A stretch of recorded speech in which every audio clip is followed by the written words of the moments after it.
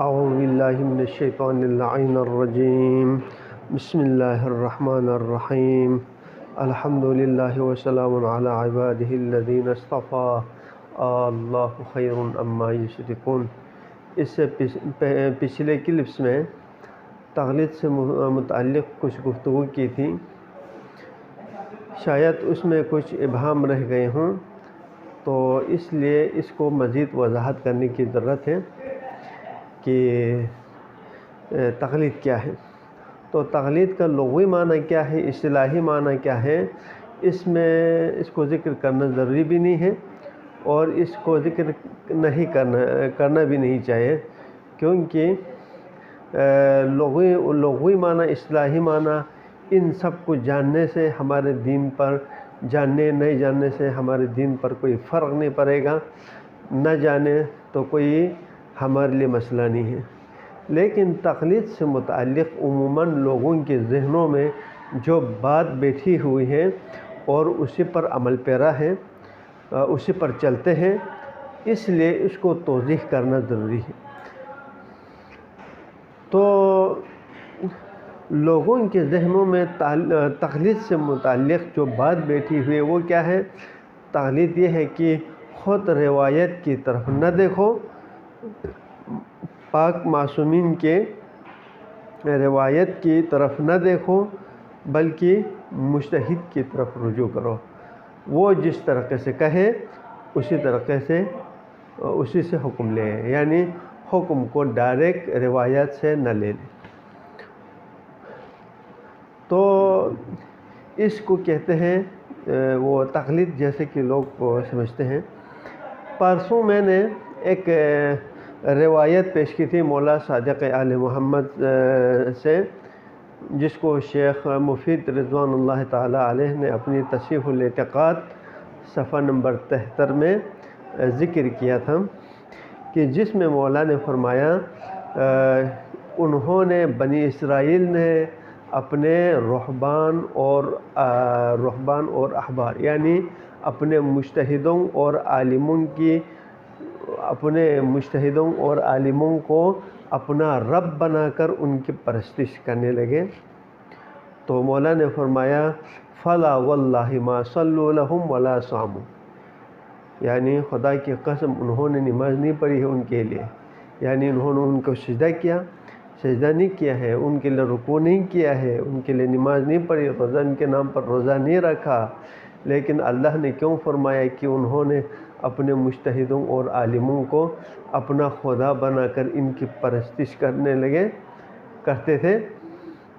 تو مولا نے فرمایا وَلَكِنْ أَحَلُّوا لَهُمْ حَرَامًا وَحَرَّمُوا عَلَيْهِمْ حَلَالًا، لیکن انہوں نے ان کے مجتہدوں کے جب وہ کسی حلال کو حرام قرار دیتے تھے، کسی حرام کو حلال قرار دیتے تھے، تو اس کو قبول کرتے تھے۔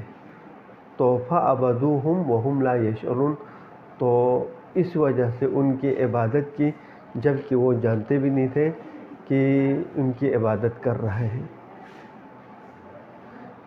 یہاں پہ جو ہے آج ایک اور روایت، مسئلہ یہ نہیں ہے کہ انہوں نے حلال کو حرام قرار دیا، حرام کو حلال قرار دیا۔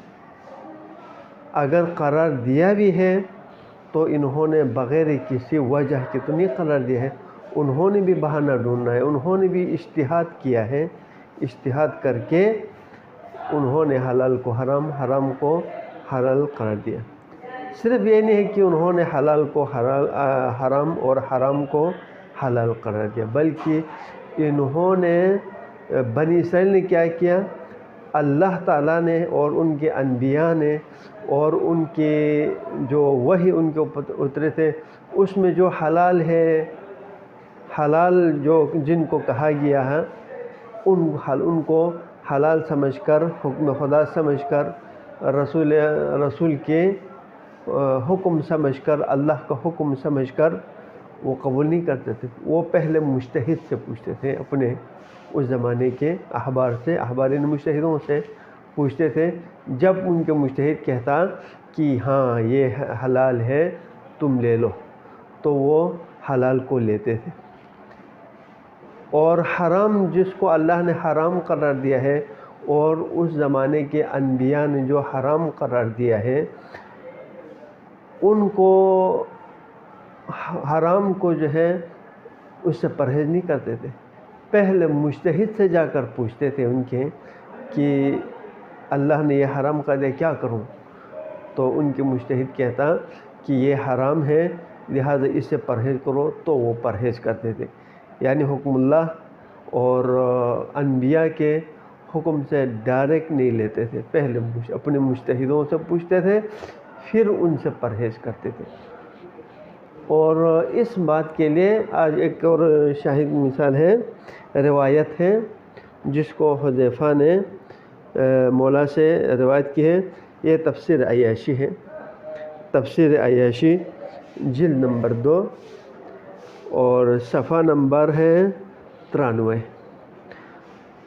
جس میں حذیفہ نے روایت کی ہے مولا سے اس اتخذوا احبارهم ورهبانهم اربابا من دون اللہ، اس آیت کی تفسیر میں مولا فرماتے ہیں لم یکونوا یعبدونہم، یعنی وہ عبادت نہیں کرتے تھے، ان کے اپنے مجتہدوں کی اپنے عالموں کی عبادت نہیں کرتے تھے. ولیکن کانوا اذا احلوا لهم اشیاء استحلوها، یعنی جب ان کے مجتہد ان کو حلال کو حلال کہتا تو اس صورت میں لے لیتا. وَإِذَا حَرَّمُوا عَلَيْهِمْ حَرَّمُوهَا، یعنی جب ان کے مجتہد ان کو حرام چیز کو حرام ہے کہتا تو اس وقت وہ لے لیتا. تو اللہ تعالیٰ نے ان سے کہا کہ انہوں نے شرک کیا، یعنی اللہ کی یہ شرک جو ہے کس میں ہے؟ شرک عبادت میں نہیں ہے، شرک فی الطاعہ ہے. انہوں نے ان اپنے احبار اور اپنے عالموں کو اللہ کا شریک بنائے، تو اسی وجہ سے اللہ تعالیٰ غضبناک ہو. یہی بات ہے ہمارے آج ہم جو جس تقلید کا ہمارے اندر تصور ہے، مفہوم ہے، اس کے مطابق ہم ثواب اور اجر کا بالکل مستحق نہیں ہے. یعنی اگر آپ کوئی حکم کو مجتہد کے حکم کے فتوے کے مطابق عمل کرتے ہیں تو آپ کو کوئی ثواب نہیں ملے گا، آپ کو کوئی اجر نہیں ملے گا. کیوں؟ اس کو سمجھنے کے لیے اور بھی واضح کر دوں.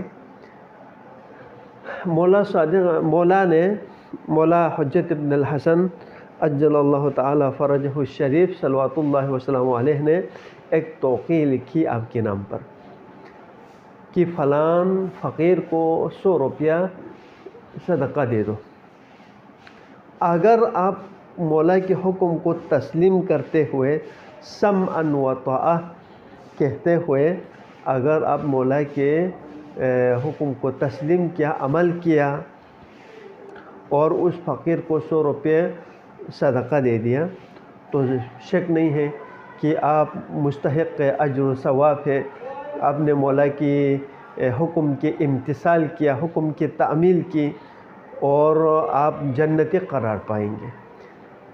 لیکن مولا نے جب توقیع لکھی، آپ جا کر اپنے مجتہد سے پوچھا، یہ مولا نے میرے نام پر توقیع لکھی ہے کہ ایک اس فلان فقیر کو 100 روپے دے دو، اب میں کیا کروں؟ تو مجتہد نے کہا مولا نے تجھے حکم دیا ہے، امر کیا ہے، امر وجوب میں ظاہر ہے. یعنی علم اصول کے جو جعلی قواعد کو جاری کرتے ہوئے امر وجوب میں ظاہر ہے، لہذا تمہیں امتثال کرنا واجب ہے، جاؤ دے دو. وہ چلا گیا، اس نے دے دیا، اس نے اس کو 100 روپیہ صدقہ دے دیا اس فلان فقیر کو. تو اب اس صورت میں وہ اجر کا مستحق نہیں ہے، اس کا اجر میں بالکل مستحق نہیں. چونکہ اگر مولا کے حکم کو اوپر عمل کرتے ہوئے اگر وہ جا کر دے دیتا فوراً سر تسلیم خم کرتے ہوئے، تو اس صورت میں وہ مستحق اجر و ثواب تھا. لیکن اس نے اپنے مجتہد سے جا کر پوچھا تو اس بنا پر اس کے جو ثواب اور جو جزا اور اجر تھا وہ ساقط ہو گیا۔ نہ صرف یہ ہے کہ مستحق کا اجر و ثواب نہیں ہے، بلکہ اس نے اپنے مولا کی توہین کی۔ کیوں پوچھا جا کر مجتہد سے؟ جب مولا کا حکم ہے تو فوراً سمع تو کہہ کر عمل کریں۔ آپ اس کے اوپر آپ پوچھنے کی آپ کو کوئی حق نہیں ہے۔ یہ دیکھیں کتاب ہے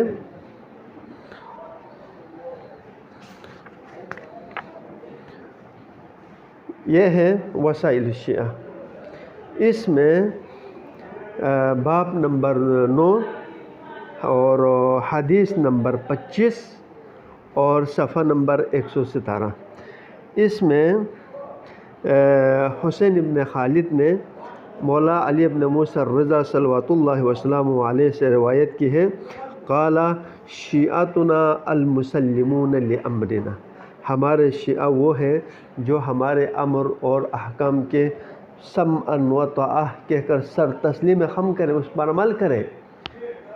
الآخذون بقولنا، ہمارے ہر قول کا، ہر حدیث، قول سے مراد جب ائمہ ہمارے سامنے ہوں تو قول ہے، اس وقت جب ہمارے پاس نہیں ہے تو ان کے احادیث کو اخذ کریں۔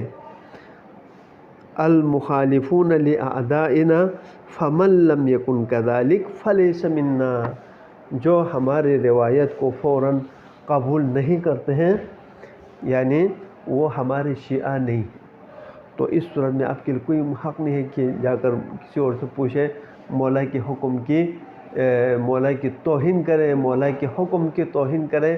آپ نہ صرف یہ ہے کہ مستحق اجر و ثواب نہیں ہے، آپ نے مولا کی توہین کی ہے، اس وجہ سے آپ جہنمی ہیں۔ اور نہ صرف یہ ہے کہ آپ جہنمی ہیں، آپ نے اطاعت میں، مولا کی اطاعت میں اور حکم میں کسی اور کو شریک بنایا، آپ مشرک ہیں۔ آپ نے شرک کیا ہے، مولا کے حکم میں کسی اور کو کیوں شریک بنایا؟ آپ کو حق نہیں ہے۔ اس کے علاوہ آپ نے جو ہے اپنے دین کی بھی توہین کی ہے۔ آپ کو اگر اپنے دین کی فکر ہوتی، اپنی آخرت کی فکر ہوتی تو اس صورت میں آپ اپنا بوجھ دوسروں پر نہیں ڈالتے تھے۔ تقلید کا مطلب ہے کہ آپ نے اپنے دین اس کے اوپر ڈال دیا، تو اس کی کتنا بڑا نقصان ہوگا۔ سب سے بڑا نقصان جو آج تک شیعہ قوم بھگت رہا ہے وہ کیا ہے؟ وہ محمد و آل محمد کی احادیث، ان کے پاک و پاکیزہ تعلیمات، مقدس تعلیمات سے دوری، ان کے روایات سے، احادیث سے جاہل ہے، غافل ہے۔ کیوں ہیں آج تک شیعہ قوم آل محمد کے پاک احادیث سے جاہل کیوں ہے؟ کیوں ان کی تقلید کیا ہے، تقلید کر کے گلے میں ڈال دیا اور خود لا تعلق ہو گئے، اس وجہ سے آپ جاہل ہیں۔ یہ جہالت صرف عوام تک محدود نہیں ہے، بلکہ عالم جو ہے، جو عالم نام نہاد ہیں وہ عوام سے بھی زیادہ جاہل ہیں۔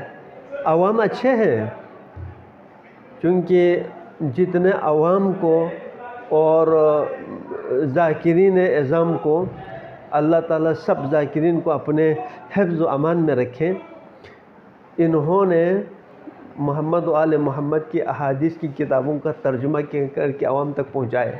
لیکن عالم، یہ جو نام نہاد عالم ہیں جو حوضوں میں 40 50 سال پڑھتے ہیں، وہ سب سے زیادہ جاہل ہیں محمد و آل محمد کی تعلیمات اور ان کے مقدس احادیث و روایت کے بارے میں۔